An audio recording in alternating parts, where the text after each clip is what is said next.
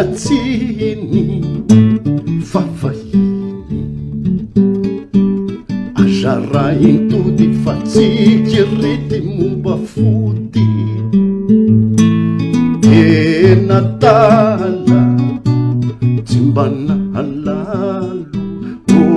fa azomenatsiny fa resy zao ankehitriny azomenatsiny favahiny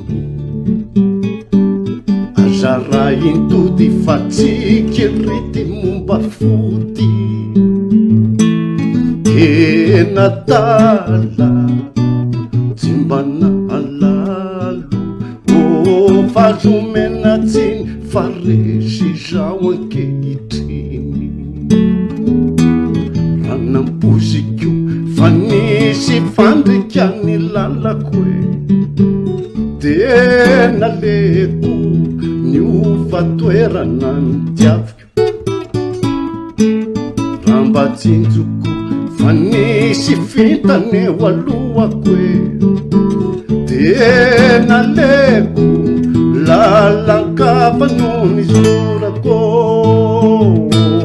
fa azomenatsiny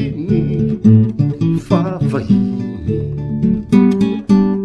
azaraintody fa tsika rety momba fody tena talo tsy mba nahalalo o fa azomenatsiny fa resy zao ankehitriny ranam-poziko fa nisy fandrikan'ny lalako e tena leko ny ovatoerana ny tiaviko